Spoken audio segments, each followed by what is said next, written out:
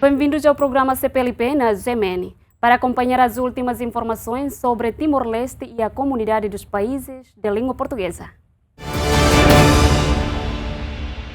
O presidente da República condecorou o primeiro-ministro da Malásia com o grande colar da Ordem de Timor-Leste. José Ramos Horta oficializou a condecoração a Anwar Ibrahim, atual presidente da ASEAN, através do decreto presidencial número 97/2025. Criada em 2009, a Ordem de Timor-Leste distingue personalidades nacionais e estrangeiras que tenham contribuído de forma significativa para o país e para a humanidade. A sua mensagem mostra que a fraternidade humana não é um ideal abstrato, mas que o fundamento da paz está profundamente ligado à nossa história dolorosa e ao nosso compromisso com a reconciliação. As suas palavras recordam-nos o papel dos líderes na construção de pontes, na promoção do diálogo e na cura das feridas do coração. É este o espírito que queremos levar conosco para a ASEAN e para a nossa região comum. O primeiro-ministro da Malásia, Anwar Ibrahim, agradeceu o reconhecimento de Timor-Leste e sublinhou o trabalho desenvolvido no processo de adesão à ASEAN. O vosso país resistiu durante todo o processo de adesão à ASEAN e estamos agora à beira de uma conquista merecida. Esta decisão é marcante para mim e para outros. Estou confiante de que Timor-Leste será um membro proativo da ASEAN, desempenhando um papel significativo e produtivo. A visita oficial do primeiro-ministro da Malásia e da sua delegação a Timor-Leste decorreu nos dias de 23 e 24 de setembro, a convite do presidente da República, José Ramos Horta, e do primeiro-ministro, Kairala Xanana Gusmão. O encontro teve como objetivo aprofundar a cooperação bilateral e preparar a adesão formal de Timor-Leste à ASEAN, prevista para 26 de outubro em Kuala Lumpur, Malásia. O Parlamento Nacional aprovou o projeto de lei para a revogação da pensão vitalícia atribuída a deputados e a ex-titulares de órgãos de soberania. A medida surge na sequência de recentes manifestações estudantes a exigir justiça social. O Parlamento Nacional aprovou na sexta-feira, em votação final global, o projeto de lei número 11/63A, que revoga a pensão mensal vitalícia de deputados, ex-titulares de órgãos de soberania e outras disposições conexas. Os 62 deputados presentes nas bancadas votaram unanimemente a favor da revogação. Durante a discussão na especialidade, não foram apresentadas propostas de alteração. O projeto, composto por 7 artigos, foi aprovado artigo a artigo sem divergências. A nova legislação tem efeito retroativo, aplicando-se ao passado, ao presente e ao futuro. A deputada Maria Teresa Gusmão, relatora do diploma, explicou que a lei abrange todos os deputados, incluindo os atuais e os que já exerceram funções no passado, bem como os ex-titulares de órgãos de soberania. Âmbito de aplicação. Número 1. A presente lei aplica-se a todos os deputados atuais e antigos deputados nacionais. Número 2. Ex-titulares dos órgãos de soberania, incluindo o Presidente da República, Primeiro-Ministro, membros do Governo, presidentes de tribunais superiores e de demais órgãos previstos na lei sobre titulares dos órgãos do Estado. Número 3. Abrange todas as formas de pensões, subsídios ou providências especiais concedidas com base na qualidade de exercício de cargos soberanos. Após a votação, o processo foi remetido à comissão competente para a redação final, que seguirá depois para o Presidente da República, a quem cabe a promulgação. A União dos Bombeiros dos Países de Língua Oficial Portuguesa entregou a presidência rotativa a Timor-Leste, reforçando a cooperação entre os países da CPLP.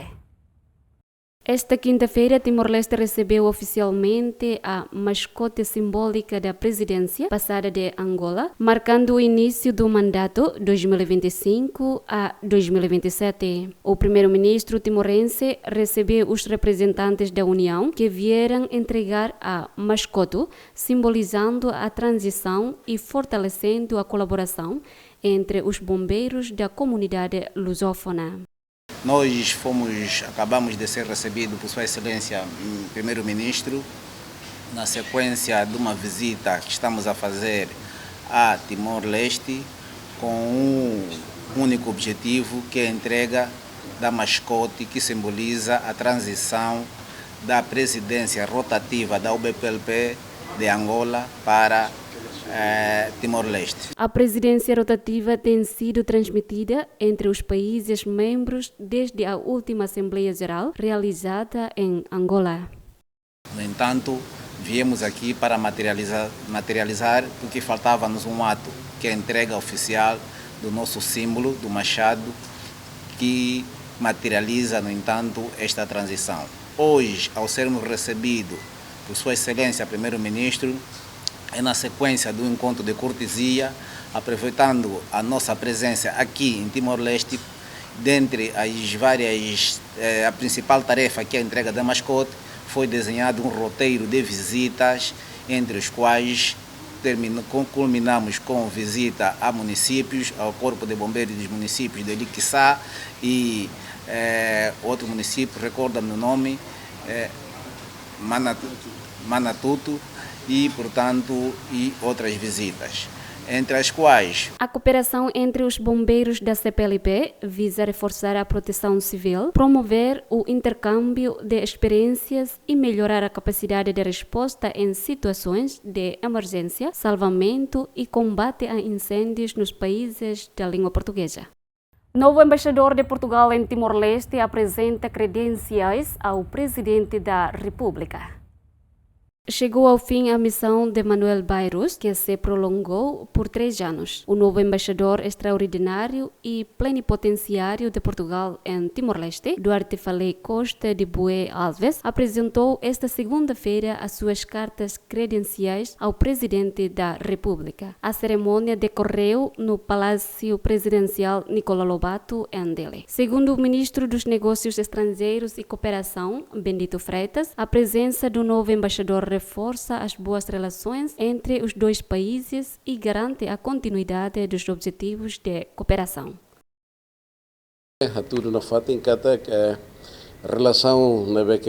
Este ato mostra que a nossa relação histórica é especial. O papel da representação diplomática mantém-se forte e dinâmico. E a cooperação entre Timor-Leste e Portugal continua a cumprir os seus objetivos. Num comunicado a que o ZEMEN teve acesso, o presidente Ramos Horta afirmou: a parceria entre Timor-Leste e Portugal é um pilar fundamental para o desenvolvimento do nosso país. Valorizamos muito o apoio de Portugal e esperamos trabalhar com o embaixador Alves para promover a cooperação em áreas estratégicas e fortalecer ainda mais os laços entre os nossos povos. No mesmo documento, o chefe de Estado expressou ainda a gratidão de Timor-Leste a Portugal pela parceria sólida, essencial para os objetivos de desenvolvimento nacional. O embaixador Duarte Alves vai exercer a sua missão em Timor-Leste até 2028. Conselho de Imprensa apela ao reconhecimento oficial dos jornalistas mortos durante a invasão indonésia. O Conselho de Imprensa pediu ao Presidente da República, José Ramos Horta, que atribua títulos honoríficos póstumos aos jornalistas mortos durante a invasão indonésia entre 1975 e 1999. Na reunião com o chefe de Estado foram sugeridos 9 nomes para a condecoração. A proposta marca os 50 anos do massacre de Balibo, onde 5 jornalistas australianos foram mortos pelas tropas indonésias. Kami mai convida o presidente a participar com a comemoração 50 anos do Balibo 5. Viemos convidar o presidente da República para participar nas comemorações dos 50 anos do Balibo 5. Além disso, pedimos ao chefe de Estado que condecore os jornalistas que morreram durante a luta da independência, em particular os 5 jornalistas mortos em Balibo, assim como aqueles que perderam a vida em Dili ou noutras regiões do país, como Sander Tons, o timorense Bidinho, assassinado em Kuluhum, e o indonésio Agus Mulyawan, que faleceu em Los Palos. Belém realiza reconhecimento oficial da condecoração da jornalista Nebema Wing Hautemine. Este ano assinala-se ainda o 3º aniversário do Dia Nacional da Liberdade de Imprensa. O evento inclui debates com o governo sobre os desafios da comunicação social nos próximos 50 anos. Primeiro-Ministro, a tua reflexão, Já se passaram 50 anos. A questão agora é como vamos encarar os próximos 50 anos, no momento em que os meios de comunicação social enfrentam desafios devido à inteligência artificial e às plataformas digitais. Para depois apoiar a nível adequada e tudo nos. O tema deste ano é Liberdade de Imprensa para a Verdade e a Justiça, destacando o papel do jornalismo na defesa da liberdade e da verdade. Recorde-se que o dia 16 de outubro é o Dia Nacional da Liberdade de Imprensa em homenagem aos 5 jornalistas mortos em Balibo em 1975. Residentes em Lisboa receberam com satisfação o reconhecimento do Estado da Palestina por parte de Portugal. Em Lisboa, vários cidadãos manifestaram concordar com a decisão do governo português de reconhecer oficialmente o Estado da Palestina. Alguns consideram, no entanto, que é preciso ir mais longe, apoiando diretamente a população de Gaza e contribuindo para o fim da guerra no enclave. Eu acho que Portugal fez bem em reconhecer o Estado da Palestina, porque este sempre existiu. E não é agora que deixava de existir por causa de uma guerra que não faz sentido. É uma guerra sem sentido, praticamente, que devia já chegar a um acordo há muito tempo. Acho que é algo que será bastante benéfico, provavelmente se calhar não agora, até porque é muito recente, mas no futuro será algo que irá ajudar imenso a Palestina, até porque o reconhecimento será algo bastante importante para eventualmente parar esta guerra sem sentido e o genocídio que está atualmente a acontecer em Gaza. O ministro dos Negócios Estrangeiros, Paulo Rangel, anunciou em Nova Iorque que Portugal reconhece oficialmente o Estado da Palestina.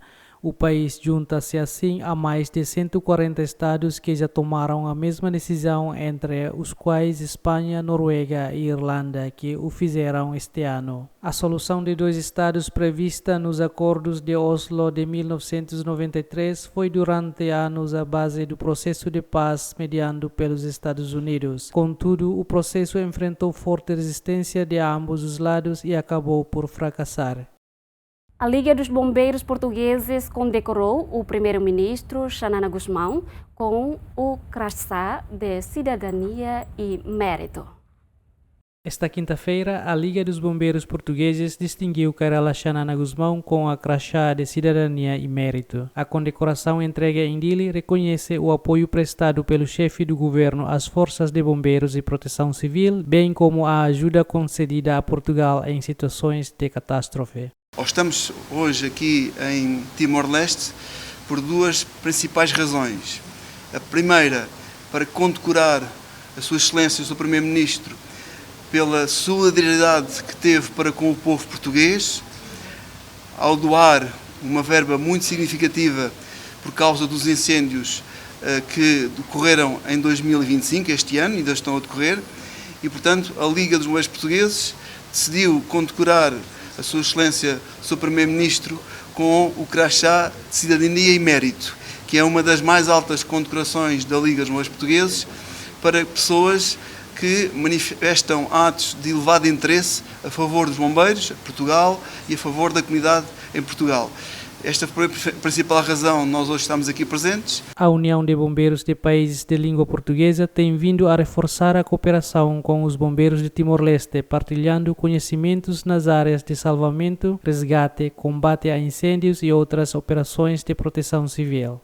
Hoje acabamos de ser recebidos oficialmente por Sua Excelência Primeiro-Ministro, em que apresentamos, no entanto, aquele que é a nossa agenda, aquele que é o objetivo da nossa União dos Bombeiros de Língua Oficial Portuguesas, que é nada mais, nada menos um encontro em que os bombeiros dos países de língua oficial portuguesa sentam, partilham conhecimento, partilham experiência, criam cooperação para a materialização de todos os atos da nossa da nossa função ou das nossas atribuições, que é a preservação da vida humana, do bem público, através do salvamento, resgate, extinção de incêndio e tantos outros. A União de Bombeiros de Países de Língua Portuguesa é uma organização que promove a cooperação e a partilha de conhecimentos entre os bombeiros dos países da CPLP com o objetivo de fortalecer os serviços de proteção civil no espaço lusófono.